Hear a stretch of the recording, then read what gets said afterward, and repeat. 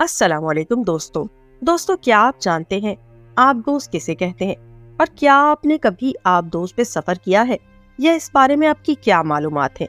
ہم آپ کو آج کی ویڈیو میں آپ ایک ایسی آبدوز کے بارے میں بتانے والے ہیں جو حیرت انگیز طور پر نقصان کا شکار ہوئی اور جہاں لوگوں کی ایسی موت واقع ہوئی کہ انہیں موت کا احساس تک نہ ہوا۔ چلیے آئیے ہم اپنی ویڈیو کا آغاز کرتے ہیں۔ تو ہم آپ کو مزید انتظار کروائے بغیر اپنی ویڈیو کا آغاز کرتے ہیں۔ ٹائٹینک اور ٹائٹن آبدوز، تحریر ڈاکٹر حفیظ الحسن۔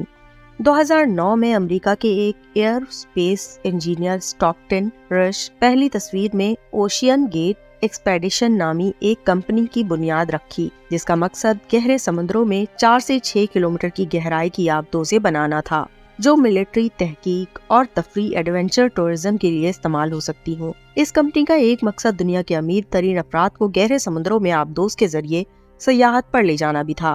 2009 سے اب تک اس کمپنی کی 3 آبدوزیں 200 سے زائد مرتبہ گہرے سمندروں میں مختلف مقاصد کے لیے گئیں اور باحفاظت واپس لوٹی۔ اس حوالے سے ایک اہم آبدوز جس کا چرچا آج کل دنیا بھر میں ہو رہا ہے وہ ٹائٹن تھی، جسے کمپنی کے مطابق زیر سمندر 4 کلومیٹر کی گہرائی تک جانے کے لیے بنایا گیا تھا۔ یہاں یہ بات یاد رکھے کہ برج خلیفہ جو اس وقت دنیا کی سب سے اونچی عمارت 1 کلومیٹر سے بھی کم اونچی ہے، جبکہ نانگا پربت کے 20 کیمپ کی اونچائی سطح سمندر سے تقریباً 4 کلومیٹر 3850 میٹر اوپر ہے۔ مگر سمندر کی اتنی گہرائی میں کون سیاحت کے لیے جائے گا اور وہاں کیا ہوگا؟ اس کا جواب ہے ٹائٹینک۔ جی ہاں، وہی ٹائٹینک جس پر مشہور زمانہ فلم بنی، جس کی شہرت کی وجہ اس میں موجود ایک سین ہے جسے لیونارڈو ڈی کیری اور کیٹ ونسلیٹ ٹائٹینک کے اشرے پر ایک دوسرے سے جڑے سمندر کو باہیں کھولے دیکھ رہے ہیں۔ آپ جس سین کا سوچ رہے ہیں وہی مشہور ہے۔ ویسے بتاتی چلوں کہ اس فلم کے ڈائریکٹر جیمز کیمرون فلم کی تیاری کے سلسلے میں 33 مرتبہ سمندر سے نیچے جا کر اس کا ملبہ دیکھ چکے ہیں۔ ٹائٹینک اپنے زمانے کا سب سے بڑا جہاز تھا اور یہ 1912 میں اپنے پہلے ہی سفر پر سمندر میں تودے کے ٹکرانے سے ڈوب گیا۔ اس جہاز کا ملبہ کینیڈا کے علاقے نیو فاؤنڈ لینڈ کے ساحلوں سے 7 کلومیٹر دور آج بھی بین الاقوامی سمندروں میں غرق ہے۔ اس ملبے کو 1985 میں دریافت کیا گیا۔ یہ ملبہ سمندر میں تقریباً 4 کلومیٹر نیچے موجود ہے۔ اس ملبے کو امیر سیاحوں کو دکھانے کے لیے اوشین گیٹ ایک آبدوز استعمال کرتی رہی جس کا نام ٹائٹن تھا۔ یہ آبدوز 2021 میں پہلی مرتبہ ٹائٹینک کے ملبے تک پہنچی۔ اس ٹرپ پر ایک آدمی کا ٹکٹ $2,50,000 تھا۔ $1 آج کل 288 روپے پر پھر رہا ہے۔ خیر، دوسری مرتبہ یہ 2022 میں ٹائٹینک کے ملبے تک سیاحوں کو باحفاظت لے کر گئی اور اب تیسری مرتبہ 18 جون بروز اتوار کو یہ 5 سیاحوں کو سمندروں میں غرق ٹائٹینک کا ملبہ دکھانے لے جا رہی تھی کہ اس کا رابطہ سمندر کی سطح پر موجود اپنے معاون سے 1 گھنٹے 45 منٹ بعد منقطع ہو گیا، جس کے بعد پوری دنیا میں اس کی خبر پھیل گئی اور اس کی تلاش کے لیے کوششیں ہونے لگی۔ یاد رہے کہ اس آبدوز پر 96 گھنٹے زندہ رہنے کے لیے آکسیجن موجود تھی، لہٰذا یہ امید تھی کہ اگر اس آبدوز کو کوئی حادثہ پیش نہیں آیا اور اس کا محض رابطہ منقطع ہوا ہے تو اسے بچایا جا سکتا ہے۔ ٹائٹن پر پہلی مرتبہ جانے والے ایک جرمن سیاح آرتھر لیوبل کہتے ہیں کہ یہ آبدوز مکمل طور پر محفوظ نہیں تھی۔ اپنے سفر کو یاد کرتے ہوئے وہ بتاتے ہیں کہ سفر کے دوران 1000 میٹر کے بعد آبدوز کے بیٹری سسٹم آبدوز بجلی سے چلتی ہے میں کچھ مسائل پیدا ہوئے، تاہم بالآخر یہ آبدوز ٹائٹینک کے ملبے تک پہنچنے میں کامیاب ہو گئی۔ انہوں نے وہاں 3 گھنٹے اس کی واحد کھڑکی اور اس پر موجود کیمروں کی مدد سے ملبہ دیکھا اور پھر بحفاظت لوٹے۔ البتہ وہ یہ یاد کرتے ہیں کہ آبدوز میں درجہ حرارت کم و بیش 4 ڈگری سینٹی گریڈ تھا۔ یہ چھوٹی سی آبدوز تھی جس میں 4 سے 5 افراد ایک دوسرے سے جڑ کر ہی بیٹھ سکتے تھے۔ ٹائٹن دراصل ایک مکمل آبدوز نہیں تھی بلکہ آبدوز جیسی تھی۔ اس کے سب میرزبل کی اصطلاح استعمال ہوتی ہے کیونکہ یہ محض چند گھنٹے تک سمندر کے نیچے رہ سکتی ہے، جبکہ ایک مکمل آبدوز کئی ماہ تک سمندر میں رہنے کی صلاحیت رکھتی ہے۔ گزشتہ مہینوں میں یعنی 18 جون 2023 کو ٹائٹن میں 5 افراد سوار ہوئے، جن میں اس آبدوز میں کمپنی اوشین گیٹ کا مالک اسٹاکٹن رش، برطانوی کاروباری شخصیت ہمیش ہارڈن، فرانسیسی پروفیشنل غوطہ خور پال ہنری اور پاکستان کے کمپنی اینگرو کے وائس پریزیڈنٹ شہزادہ داؤد اور ان کے جواں سال بیٹے شامل تھے۔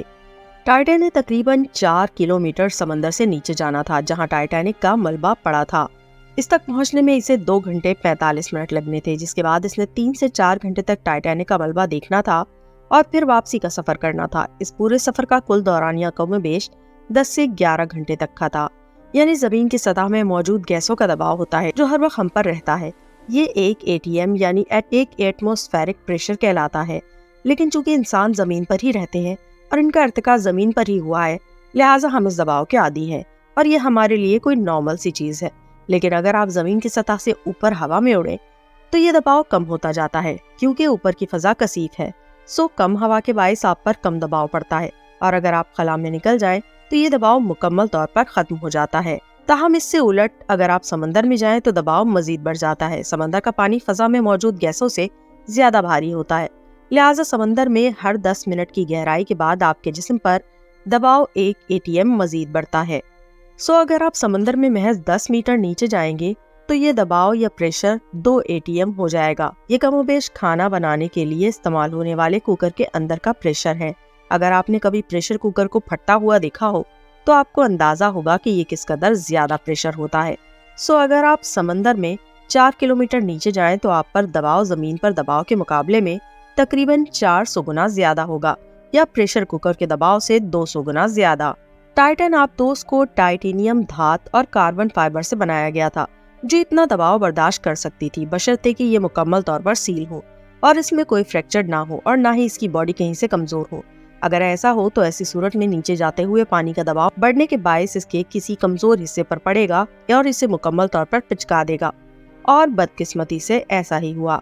5 रोज तक इस आबदोस को गहरे समुद्रों में कश्तियों और रोबोट्स और समुद्री ड्रोन्स की मदद से तलाश किया जाता रहा, और कल इसके मलबे का कुछ हिस्सा टाइटैनिक जहाज के मलबे से चंद 100 मीटर के फासले पर मिला। अब तक की इतलात के मुताबिक इस आबदोस में मुमकिना तौर पर लीक या फ्रैक्चर आया है, जिसके बायस इस पर पानी का दबाव पड़ा और ये बाहर से पड़ने वाले इस शदीद दबाव से चंद मिली सेकंड में ही पिचक गई। ये इतना कलील वक्त है कि इसमें आबदोस में मौजूद इंसानों का दिमाग मौत को महसूस ही ना कर सका होगा, और देखते ही देखते इनका मुकम्मल जिस्म पिचक कर पाश पाश हो गया होगा। इस आबदोस की तलाश में अमेरिका, कनाडा और फ्रांस तीनों ममालिक की बहरिया और रेस्क्यू टीमें शामिल थी, और 5 रोज तक इसकी तलाश पर तकरीबन $65 लाख से जायद का खर्च आया। हादसे के बाद बैनुल-अक़वामी तंजीमें और बहरी सफर में हिफाजत के लिए कायम इदारे इस बात पर जोर दे रहे हैं कि कमर्शियल आबदोजों को महफूज बनाने के लिए मुकम्मल ज़ाब्ता-कार, कवानीन और सर्टिफिकेशन वज़ा किए जाएं, ताकि आइंदा ऐसे मुमकिन हादसात से बचाया जा सके। तो दोस्तों, हम उम्मीद करते हैं हमारी आज की वीडियो आपको पसंद आई होगी। अगर आपको हमारी आज की वीडियो पसंद आई तो हमारे चैनल मालूमात को लाइक कीजिए और शेयर कीजिए, और बेल आइकन दबाना बिल्कुल मत भूलिए, ताकि हर नई आने वाली वीडियो की नोटिफिकेशन आपको मिल सके। अल्लाह हाफिज।